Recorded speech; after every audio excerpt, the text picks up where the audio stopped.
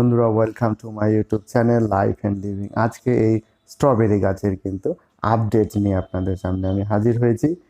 বন্ধুরা, দেখতে পাচ্ছেন দুটো স্ট্রবেরির চারা। আমি এক পরিচিতের কাছ থেকে এই দুটো স্ট্রবেরির চারা নিয়ে এসেছি। এগুলোকে আমি প্রতিস্থাপন করব। প্রতিস্থাপনের জন্য আমি 8 ইঞ্চির একটা টব নিয়ে নিয়েছি। আর টবের হোলটা ভালো হতে হবে, তা না হলে কিন্তু ড্রেনেজ সিস্টেম ভালো হবে না। আর যদি ছোট থাকে আপনারা বড় করে নেবেন। এবার আমরা কি করব, এর ছিদ্র অর্থাৎ যেটা ড্রেনেজ হোল আছে সেখানে কিন্তু একটা পাথরের টুকরো দিয়ে দিলাম। এরপর কনস্ট্রাকশনের সময় চালানোর পর যে বালির যে বড় দানাগুলো থাকে অর্থাৎ ছোট ছোট নুড়ি পাথর, সেইগুলো দিয়ে পুরো নিচেরটা ঢেকে দেওয়া হলো। এবার বালি দিয়ে উপরে একটা লেয়ার তৈরি করে দেওয়া হলো। এই বালি উপরে দেওয়ার ফলে মাটি এই বালি ভেদ করে নিচে যেতে পারবে না, কিন্তু জল অনায়াসে ফিল্টার হয়ে বেরিয়ে যেতে পারে। এবার আমরা মাটি তৈরি করব, তার জন্য গার্ডেন সয়েল আমরা নেব এর জন্য 30%। আর তারপরে নেব এনি কম্পোস্ট। আমি কাউ ডাং কম্পোস্ট নিয়েছি 25%। আর এর বেনিফিট আপনাদের স্ক্রিনে দেওয়া হয়েছে, আপনারা স্ক্রিনশট করে নিতে পারেন। আর রিভার স্যান্ড আমরা নেব 25%। আর এটা মাটিকে ওয়েল ড্রেন করে রাখে। আর কোকোপিট নেব 20%, এর মাটিটাকে ময়েস্ট করার জন্য। স্ক্রিনে আপনাদের দেখানো হয়েছে এই কোকোপিটের ইউজ অফ পারপাস। এবার নিব নিম খোল পাউডার অর্থাৎ নিম কেক পাউডার। এখানে আমি একটা টবের জন্য 2 মুঠো নিম কেক পাউডার নিয়েছি। আর তারপরে নিয়েছি বোন মিল পাউডার। এর পারপাস স্ক্রিনে দেখানো হলো। আমি 2 চামচ নিয়েছি বোন মিল পাউডার। আর হর্ন মিল ফার্টিলাইজার আমি নিয়েছি 1 চামচ। আপনাদের পারপাস দেখানো হয়েছে স্ক্রিনে। এবার এইগুলো সবগুলোকে একসঙ্গে নিয়ে আমি ভালো করে মিশিয়ে নিয়েছি। ভালো করে মিশাতে হবে যাতে মাটির প্রতিটা কোণায় এর গুণাগুণ বিদ্যমান থাকে।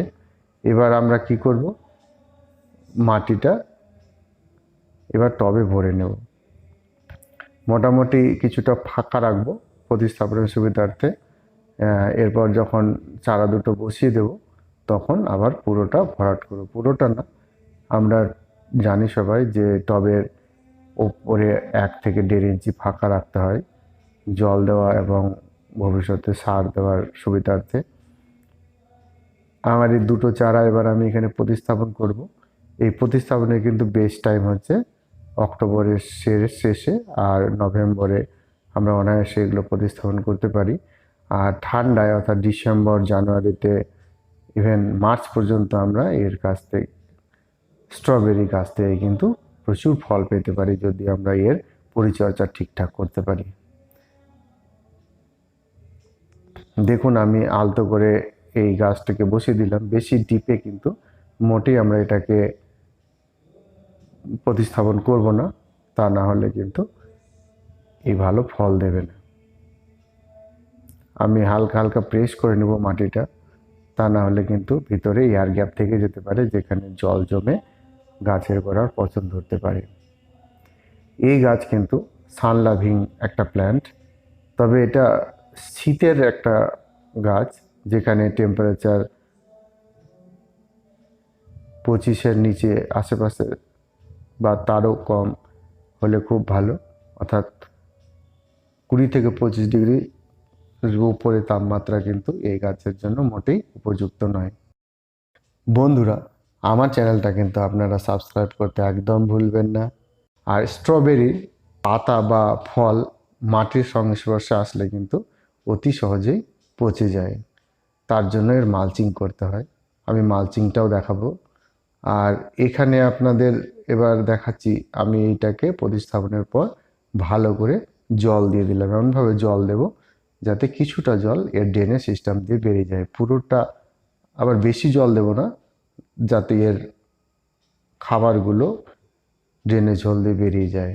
আর এবার এটাকে প্রথম 2-3 দিন আমি ছায়াযুক্ত জায়গায় রাখবো। তারপরে আস্তে আস্তে কিন্তু একে রোদে রাখতে শুরু করব, অর্থাৎ রোদ ইন্ট্রোডিউস করাবো। আর তারপরে এটাকে ফুল সানলাইটে রেখে দেব। ফুল সানলাইটে রাখার আগে এটাকে কিন্তু মালচিং করতে হবে। আর মালচিং এই স্ট্রবেরি গাছের জন্য খুব ইম্পর্ট্যান্ট। এবার চলুন আমি আপনাদেরকে মালচিং দেখাই। মালচিংয়ের জন্য আপনারা এই খড়, বা আপনাদের যদি খড় না পান তাহলে শুকনো পাতা আপনারা অনায়াসে ব্যবহার করতে পারেন। অনেকেই কোকোপিটও মালচিংয়ের জন্য ব্যবহার করে।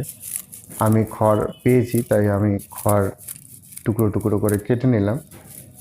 এই খড় দিয়ে মালচিং করলে কিন্তু স্ট্রবেরি গাছের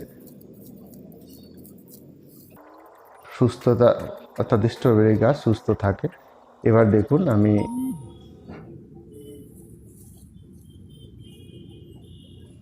প্রতিস্থাপনের 10 দিন পর আমি এইটাকে মালচিং করছি। মালচিং করার আগে এর নিচের মাটিটাকে একটু সমান করে নিলাম।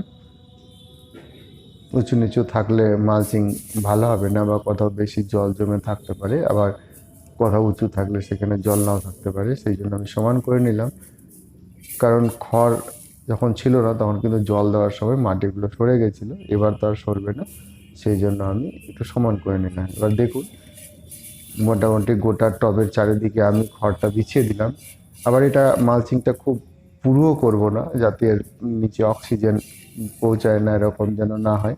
মালচিংয়ের পারপাস হচ্ছে যে এর পাতা বা এর যে ফল সেগুলো যেন মাটির সংস্পর্শে না আসে, কারণ মাটির সংস্পর্শে আসলে কিন্তু সেই ফল বা পাতার মধ্যে পচন ধরতে পারে। আর এর খাবার দেওয়ার জন্য বলছে খোল পচা জল কিন্তু বেস্ট।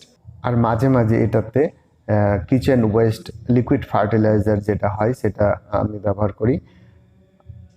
আর 15 দিন অন্তর ফাঙ্গিসাইড এবং নিম তেল এটাকে স্প্রে করতে হবে। ফাঙ্গিসাইড আমরা দেবো কারণ এর পাতা বা ফল যেন পচন না ধরে, আর নিম তেল আমরা স্প্রে করব কারণ এই গাছের পাতায় পোকার আক্রমণ হতে পারে। তাহলে বন্ধুরা, এতক্ষণ ভিডিওটা দেখার জন্য আপনাদের অসংখ্য ধন্যবাদ। আর আমার চ্যানেলটা সাবস্ক্রাইব করার অনুরোধ রইল। ভালো থাকবেন।